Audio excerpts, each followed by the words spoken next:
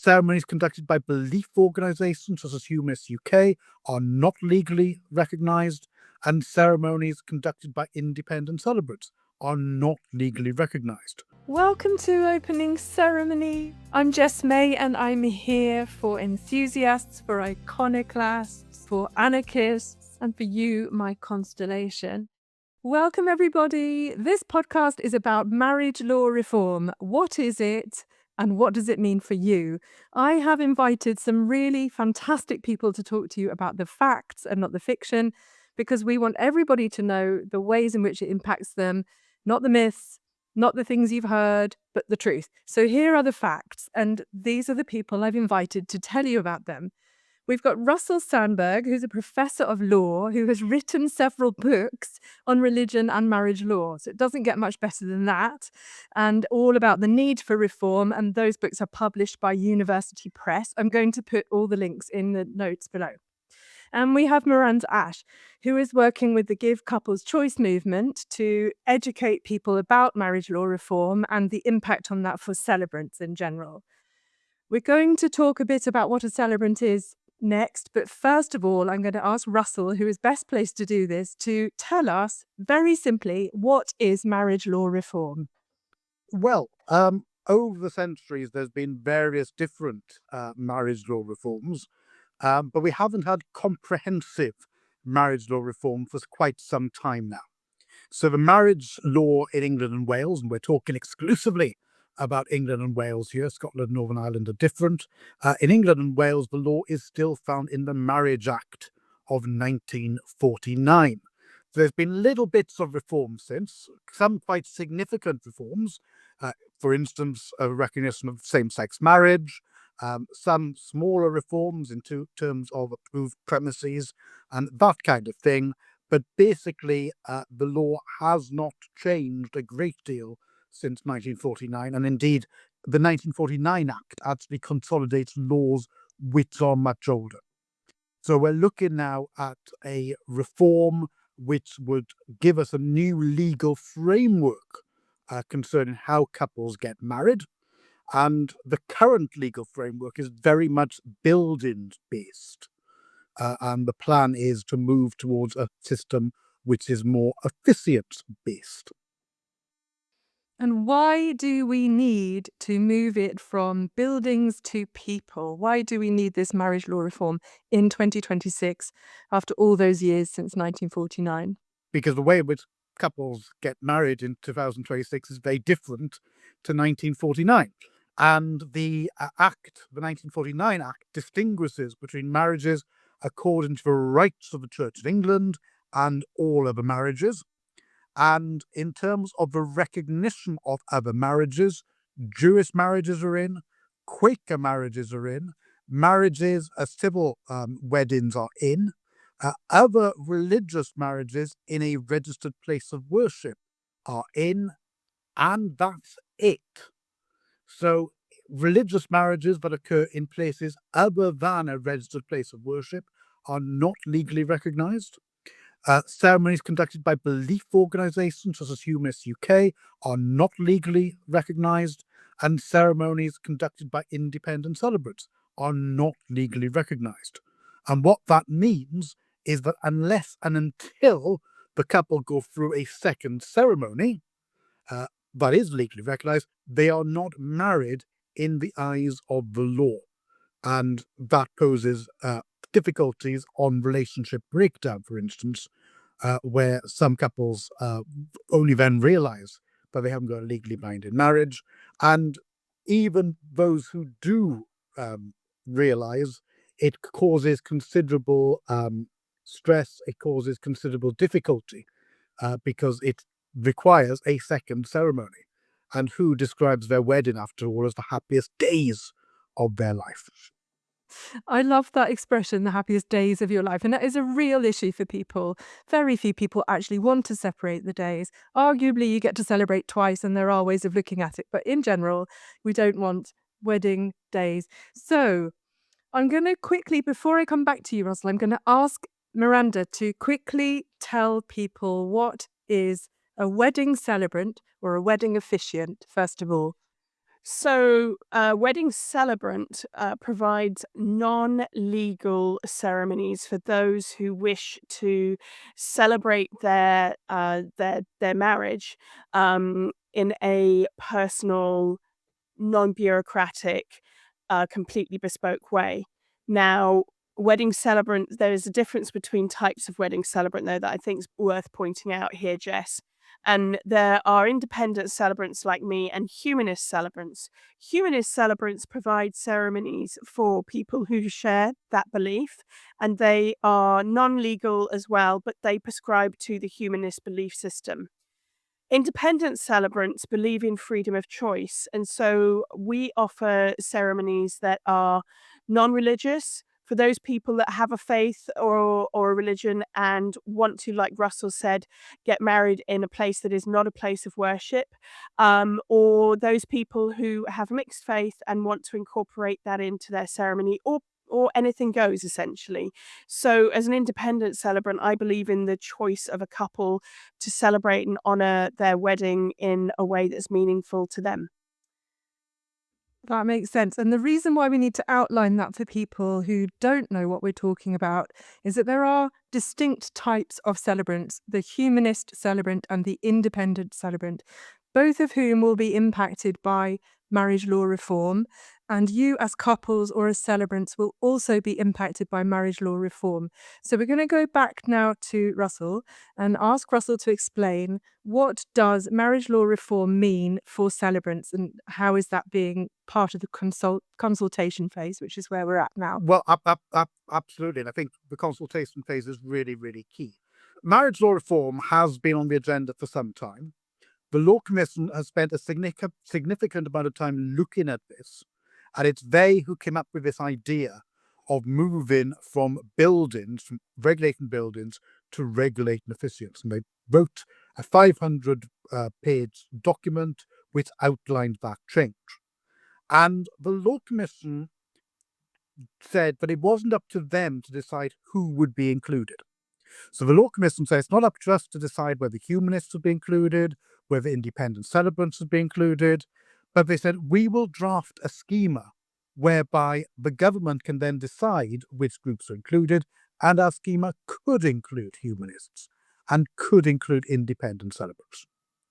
And then everything went quiet because the Law Commission produced their report in the sort of the dying days of the Conservative government, and nothing happened. And then the Labour government came in, and they took a while to get their head around it. But last autumn, they announced that yes, they are moving forward with marriage law reform. Yes, they're going to do that by means of a consultation in early 2026. And they said, yes, it would include humanist celebrants. Now, the reason why they were clear that it would include humanist celebrants is that whilst the Law Commission was doing their work, there was a court case brought by humanist couples, the Harrison case, which held that the current law was discriminatory against humanists. So the government has its hands tied in terms of it's basically got to recognise humanist celebrants. So the consultation, which is imminent, we don't quite know what it's going to cover, but the Ministry of Justice press release, which announced the consultation, said that one of the things it would look at is whether independent celebrants should be included. So there's a number of ifs here, because there's no guarantee there's going to be reform. There's no timeline for reform at the moment. All we know is the government's in favour of it, and there's a consultation coming. If there is reform, we suspect that if it is then passed, and it would have to go through a series of procedures in Parliament, but if it was then passed, it would include humanist celebrants. If the consultation, if as a result of the consultation they conclude that it includes independent celebrants, then it'll include independent celebrants as well. So there's quite a lot still in play here. And that's why it's really, really important to know what's going on now. and to contribute to the consultation, and really to say, look, if you're interested in a law which gives couples choice and which removes discrimination, and that seems to be the rationale that the government is talking about, you can only achieve that by including not just humanist celebrants, but also independent celebrants. Because otherwise, what you're doing is you're shifting the line of discrimination rather than removing it, and you're still ending up with a complicated law, and a law that does not fit with the way in which couples get married in 2026. Because the government press release, as previous press releases under the Tories, kept on mentioning, things like beach weddings, get married in the place of your dreams, that kind of thing. Well, that's only going to be completely possible if the reform doesn't stop at humanist celebrants, but also includes independents. And yes, it's absolutely vital that humanist celebrants are included. It would be a clear breach, according to the Court of Human Rights Principles, if they weren't. But that doesn't mean that's where the line should be drawn. So it's a very, very pivotal moment, actually, for reform at the moment. So this feels like a real clarity that you are only going to get from someone who's really studied this stuff. And I really love that you've put it so precisely for people, because there's a lot of stuff out there to read and you have done it for us. And that is really valuable and we are very grateful. So that gives me something really important to say to people who are listening. There are a lot of ifs, is what you've just said. There are a lot of ifs, and we are at a point in time where we still have a choice about which way this goes. We don't have a timeline. We don't know when this will be passed or if it will be passed. It's a favour. We are in favour of it. Parliament are in favour of it. That doesn't mean it's going to happen next week. And it doesn't mean that it's going to happen without independent celebrants. But as an independent celebrant myself, I have to put my hands up and say I am biased. I do want to ask an independent celebrant herself to talk about why, from her professional perspective as a celebrant doing the work, working with couples who might be listening to this now, why does it matter so much? And what would an independent celebrant bring to a couple that a humanist might not be able to offer? So for that, could you, Miranda, give us an example of a wedding that you've done where only an independent wedding celebrant would have done, and a humanist just wouldn't have been right for that? So I'm trying to explain to people why what we do matters in a different way. Yes, I have done quite a few ceremonies that are mixed faith or where one half has a faith and the other doesn't. To give you an example, this year I did a ceremony for a couple where one was a Christian and the other was Jewish, and they wanted to incorporate symbolic elements and readings from both those faiths. I had another that was Christian and Hindu, and again, they wanted to incorporate elements from both their faiths. Typically, I have also one of the things that I do a lot of is ceremonies for people where one or both have pagan beliefs, and those are all belief systems or faiths that are not humanist. So a humanist technically could not do those ceremonies, and also they've taken place at places that are not licensed as places of worship, whether it's outdoors in a castle, in a barn. And most of those venues were actually licensed venues for registrar-led ceremonies, but the couples decided that they wanted to incorporate those elements. So they went with an independent celebrant. And one in particular I can remember, I worked with a couple last year who were getting married at having their wedding at a very well-known registered venue, a beautiful hotel near me, and I met them at a wedding showcase, and they had been a bit put out that if they had a registrar do their ceremony, they couldn't include the hymns that they wanted, and having a couple of hymns was really important to them. And then they bumped into me at the showcase and they said, "Oh, well, we're not sure whether we're actually going to choose this venue because we really want to put hymns in our ceremony. And if we have a registrar, we can't. There are restrictions." And I said, "Well, have you considered working with an independent celebrant? Because if you work with someone like me, you can absolutely have those hymns in." And that was the game changer for them. They ended up booking that venue. They took care of their legals at a different time, and they had their 2 hymns in their ceremony. So as a celebrant, it's really about respecting a couple's choice and incorporating the elements that are meaningful to them. It's not about sticking with a prescriptive script or restrictions. It's about respecting the couple's individual and collective choice. And I've read your blog, and I would guide you to Miranda's blog, and I will tell you everything about where to find these people at the end. And your blog specifically focuses on what Russell has been explaining to us about human rights and about discriminatory law and about making sure that it extends out as far as it needs to extend. Tell me a little bit about how you feel about it being a human rights issue, because that really came across to me in your blog. Human rights is something that I've always been passionate about. And right now, the way that the current marriage law works does not respect the freedom of choice for people. And that's why I believe does not respect our human rights. Why should you have to compromise in order to get married in this country?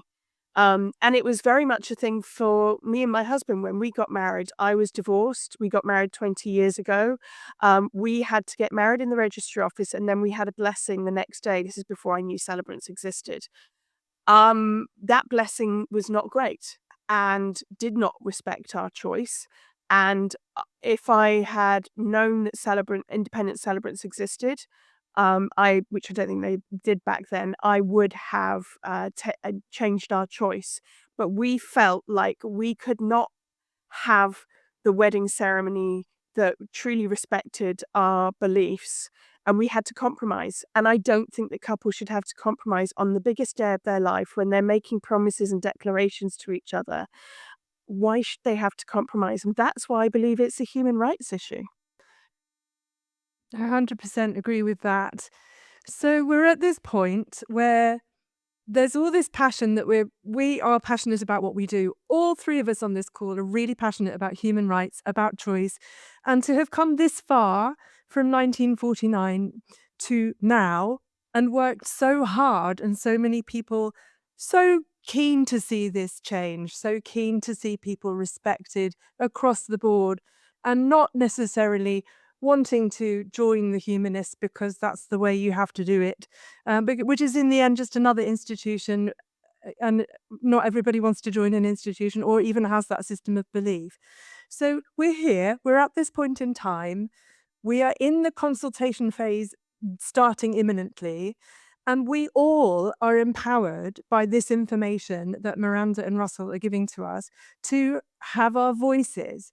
Another human rights issue. We need to be heard, whether you're a couple, whether you are a celebrant, humanist, independent, whoever you are. Marriage law reform is a part of your life now, and it's a part of your story now. And so what I'm going to ask next, I'm going to ask to you both, one at a time. Right, I'm going to ask you, what is the next stage, Russell? And then I'll come back to you in a minute, Miranda, about different ways in which we can get involved. So what is the next stage, Russell? Well, the next stage is the consultation stage, hopefully. Like I said, we've been given an early 2026 call for that. And a consultation is precisely that. It's a consultation which anyone can take part in. It's an online form, typically. And it's really, really important that those who have an interest in this, which, as I just say, is anyone, basically, but particularly couples, particularly celebrants, contribute to that consultation. And I think it's important that the government hears, one, the voice for marriage law reform. There's lots of competing interests and competing priorities in terms of what the government could be doing for the rest of its term. And so for them to decide to devote parliamentary time to marriage law reform there needs to be a sufficient demand for it. So don't sort of fall into the trap of thinking, oh, just because there's a consultation, something will definitely happen, or something will definitely happen at pace. That's not necessarily the case. So I think that needs to be a message. The other message which needs to be made uh, in the consultation and outside the consultation, and through contacting MPs, your personal MP, by making sort of the information clear on things like your website and when you're talking to your couples, etc. The other thing that needs to be clear, so message number one, we need marriage law reform. Message number two is about educating about the different forms of celebrant, as we've heard in this podcast, and the need to include all. And it comes back to what you were just saying in terms of humanists and beliefs. Because if you don't include independent celebrants, you end up as a legislator tying yourself in knots to try and define belief. Because it would be discriminatory to just say humanists, and then because then the question would be, what about other non-religious beliefs? What about pagans, etc., etc., etc.? So you then need to get into the question of defining belief. Now, the Law Commission did a brilliant job in terms of looking at how wedding law could be reformed, but in all their documents, both the initial consultation and the final report, their arguments and their proposals in relation to defining belief, I would argue and have argued, were insufficient, because it's one of those things that it's almost impossible to define with a neat barrier, with a neat dividing line between these are the beliefs and these are not. So we don't want to go down that road. That's the road which Scotland's gone down, and at time of speaking, the Scottish government has published a consultation on aspects of family law reform there, and one thing they're looking at again is how do you define belief? What characteristics need to be there?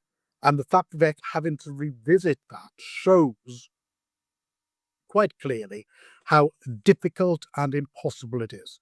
And we've seen that too in other areas of law, in terms of employment law. Up and down the country, employment tribunals are struggling to define what is a belief, the purpose of being sacked under employment law or other detriments. And so we don't want that chaos in our new marriage laws. Thank you very much. That's brilliant. And so that's really, really important. We need to get this right now so that we're not kicking it down the road and dealing with this in 10 years' time, where we still haven't understood what belief is and all kinds of claims are being made around that. Well, yeah, there's two risks now. There's one risk that we go ahead with marriage law reform and things are fudged and then they need to be revisited. And goodness knows what happens when they're revisited, because there may well be a different political party in power with different views, which then could use the opportunity to row back rather than to row forward. And the second thing is we don't want marriage law reform itself to be kicked into the long grass. And as I said earlier, there's a number of different priorities.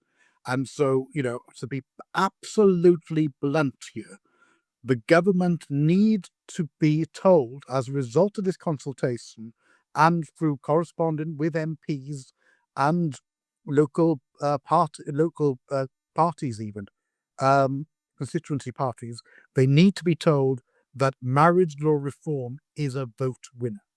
It affects people on the ground. It has an economic basis. It has a social benefit. It has a benefit based on justice. And so, that really needs to be made, because again, the Law Commission reports were brilliant, but they were not passionate about the need for reform. And so, looking at that literature, government officials, etc., will look at it and go, yes, I can see logically how this could work, and how in an ideal world we would reform our law like this, but why should we? And there's a human rights argument, as we've been talking about. There's an economic argument, which the press release from Ministry of Justice really emphasised. But, above all, it needs to be shown that this is something which people are interested in, and bluntly, is a vote winner. I have never thought of that before, and that is so interesting. And if anyone has the passion for this stuff, the celebrants can. So if the celebrants are out there listening, and I'm sure that you are, use your passion to seize this moment in time, which won't come around again, which is an amazing thing that we have. If you have any sense of history, you need to understand what an incredible pivotal moment this is for human rights and for our law. And so make sure that you're heard. People have fought really hard for the right to be heard, and I want you to do the same. So I'm going to quickly ask you to say again, Russell, what people can do to ensure that they have their say. And then I'm going to come to you, Miranda, for more practical ways in which we can do that through the celebrant networks. Yeah, and I'm just to underline what you're saying before I answer that particular question. It is a once in a generation opportunity. It's also something where there is a ticking clock. We are now, we're already 18 months into this government. If opinion polls are to be believed, there may well be a change of government next time around. If those opinion polls are to be believed, it might be a government that wouldn't favour marriage law reform and would take a much more sort of conservative with a small c approach to these matters. So it is really, really pivotal. So the key thing to do is to keep an eye out in terms of the consultation. Follow the links which will be posted. There's lots and lots of really good profiles on social media which should be followed, which will keep you up to date with this. Respond to the consultation once it's out, provide a considered response. Again, those websites, those profiles will help with that. And aside from that, educate and inform. And educate and inform in terms of meeting with your MP. The way in which it works in this country is the only MP you can talk to about such things is your MP. So don't just go after the Minister for Justice. You need to go for your MP, arrange a meeting and explain why this matters to you. That's the key question. That's the key answer. And the more you can do that in terms of, posting about it yourself on social media, etc., etc., etc., the better. Meet with your MP in person and explain exactly why this matters to you personally so much. And we've explained why it matters to us as a society. In the end, our private personal stories are so powerful and we need to share them. We have an opportunity to share them. We are urging you to share them. I'm going to ask you, Miranda, for some practical resources for where people can work out how to write a considered response, how to reach out to their MP, how to structure letters. All the things that we need are at our fingertips, people. It's just a question of reaching out. You can reach out to me, to Russell, to Miranda at any point because we really mean what we say today. You have a moment here. You are part of history, and we cannot underline that enough. Do not waste this moment. So, Miranda, I'm a person in the world, or I'm a celebrant, or I'm a wedding couple. Where are you going to send me to find all of this information and make it easy for me? Yeah, so this information is for everyone: celebrants, couples, wedding venues, fellow wedding suppliers, members of the public. So the Give Couples Choice movement was created a few years ago to champion the independent celebrant voice. And like Russell alluded to, we started this actually in the previous government. Marriage reform wasn't a hot topic, so it went nowhere, but it's been ticking along behind the scenes, as has the Give Couples Choice movement. The Give Couples Choice movement, gccmovement.org, is the website, and we'll post the links. On there, you'll find all sorts of information. You'll find details on how to write to your MP, What we have found is that writing a template email that you've downloaded doesn't always work with MPs because they will have hundreds, if not thousands, of templated emails. They want to hear your personal story. They want to hear how this affects you as a couple, how it affects you as a celebrant and your business.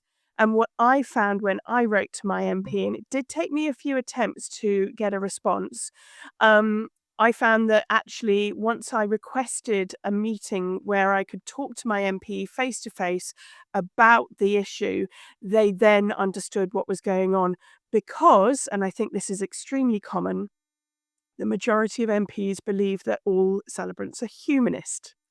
And that's because the humanists have done a great job at campaigning for marriage reform. But now, if you are not a humanist and if you are championing the independent voice, then you need to educate your MP about what this really means and the impact this will have for you as a celebrant. There are a lot of humanist celebrants who also support freedom of choice and all celebrants having the ability to officiate legal ceremonies. And also, as a couple, MPs really need to hear from couples who have either had a celebrant ceremony and what they thought about it, or who are struggling to have a ceremony that really reflects who they are and their beliefs as a result of the antiquated system that we have right now, so that we can show the need for marriage reform. So if you go onto the Give Couples Choice Movement website, you can sign up to learn more about the movement. You can also download, and I have a pretty bad black and white copy here, but you can download a copy of a recent policy paper that we've produced showing the case for including independent celebrants in wedding law reform and how it might work in practice. So there's some really good examples of how the proposals could work in practice and have worked in practice in other parts of the UK, specifically the Channel Islands already, and Australia. And in Australia, in 2021, 80.1% of couples had a celebrant-led legal ceremony. So that paper will give you all the information on how this will work in practice. There are several celebrants out there who have written blogs or press releases and papers on this topic. There's one on my website that's fairly recent about why reform's needed, why it's important, and how, again, it would work in practice. But the biggest thing that you can do right now, don't just wait for the consultation. Get in touch with your MPs now, because actually you need to preempt the consultation. And so that when the consultation comes, your MP is equipped to understand what's at stake and what it means for you. The other thing I'll also add is that some celebrants have said to me, "Oh, I already wrote to my MP 3 years ago, but your MP's changed since then. We've got a new government." So do check in, because we know that not all MPs have been reached yet. Find out who your MP is and reach out to them. And even if you have already reached out to your MP and it's changed, do it again, reach out to them, get front and center, and don't give up. Request a meeting, because I can guarantee from my own personal experience, that meeting was like gold, because once you were able to sit face to face and explain the issue and the impact it would have on you and potentially other constituents, then my MP really got it. And I've heard of dozens of other MPs who've had a similar experience. So get swatted up on it. And I also reached out to a lot of my couples over the last couple of years who I have done weddings for, and some of them have also written to their MPs. It's no good just celebrants writing to their MPs. They do need to hear how the end customer is impacted by this as well. So the more couples who can add their voice to this, either those who've already had their wedding or those who are planning it, the better, because it will make a difference.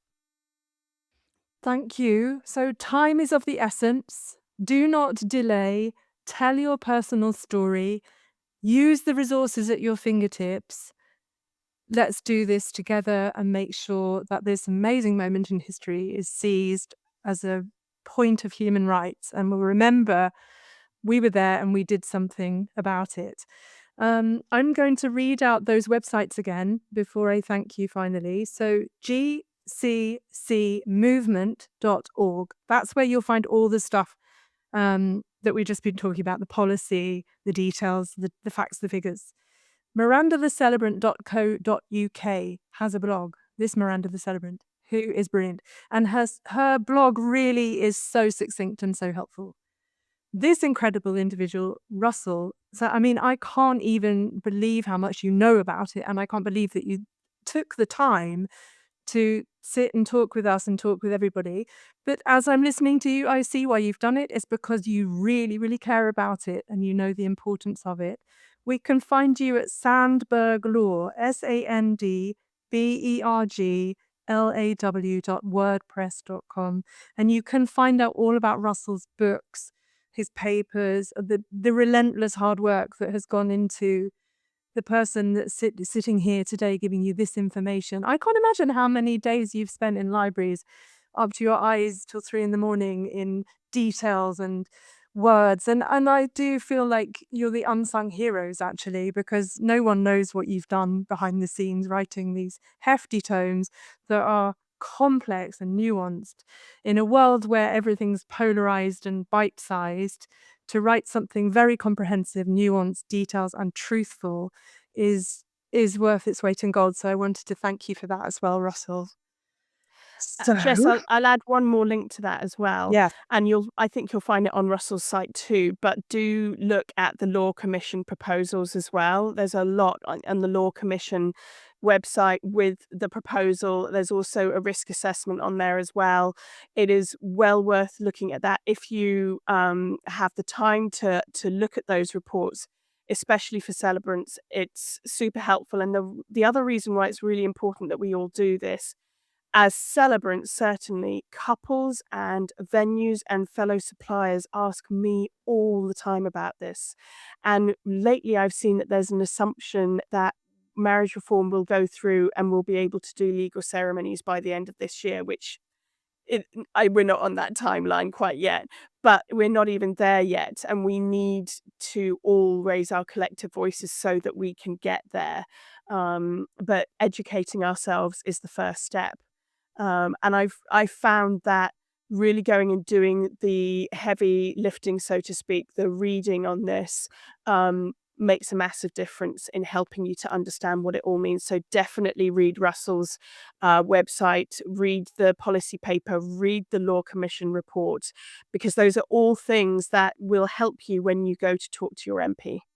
knowledge is power. And the Law Commission is the one that Russell was telling us about, which is when they first put it to say, let's move the licensing, the legals from buildings to people. So that was the Law Commission way back when they started this, and they wrote this brilliant document. And we don't want to lose sight of the work that went into that. With government changes and everything. And the one thing that I do want to highlight that I think I haven't thought of before and many people won't have thought of before is what Russell said to us about this being a vote winner. Actually, this is really something to say to your MP when, like me, you keep firing back and won't take no for an answer. When you're told, oh, read this, do that, go somewhere else, keep writing back. And that is really, really good arsenal. You can get in touch with your MP and say this is a vote win one way or another. However you choose to say it, bear it in mind that there is always going to be this horrible truth. There has to be something in it for them. And it's important for us to work out what that thing is in order to make sure that we are heard. I'm not saying that this should be true for humanists too. Everybody should have a right to say exactly what they think and feel and what their story has been. But the truth is politics, and we need to understand that something has to be in it for them. And I actually think, as cynical and as horrible as it is to end on that, I do actually think, Russell, that was a really, really important point. Yeah. Yeah. And actually, I did say to my MP when I went to meet with her, well, you've got my vote now because you've taken notice and you've bothered to sit down and talk to me. Yeah. And it shows that you genuinely care. So, I know that there are a lot of celebrants who've not had a response from their MPs, and you might want to go back to your MP with just that idea and see what happens. See what It's a really good happens. one, Russell. Really Yeah. good. Russell, can we give you the last word? I think you've earned it. Well, I mean, I think it's just to underscore the importance of the consultation, and although obviously our a key message needs to be the inclusion of independent celebrants, let's not forget the first and the foundational point that there needs to be marriage reform. And so, those are the two drums that need to be beaten simultaneously. And I think it's very important with this not to count chickens and not to go, okay, the fact that they've got a consultation means that there'll definitely be movement on this. That is not necessarily the case. There's all sorts of priorities of the government time. There's all sorts of things which would, facilitate this being kicked into the long grass as something, yes, we'd like to do, but we haven't got time to do it now. And there will be parliamentary opposition to this too. It has to be said. When it goes through Parliament, it would not necessarily be plain sailing. The law commission's work, the consultation the law commission did had a number of hostile responses, mostly in the form of vested interests. It has to be said. So I think it's really important to underline the need to fight here, and that's what I would sort of underscore. I love that. We need to fight for marital reform, and that's that. So thank you, Miranda. Thank you, Russell. Please reach out to us if you feel overwhelmed by it, if it feels too much. And we are here. We want to do everything we can to make sure that there is marriage reform, that is comprehensive, that it's effective, that we don't have to revisit it in 10 years' time because it's inadequate and it just hasn't done the job of ensuring our human rights. So thank you very much for your time. Please do look us all up and do everything you can to ensure that your story is heard. Thank you, everybody.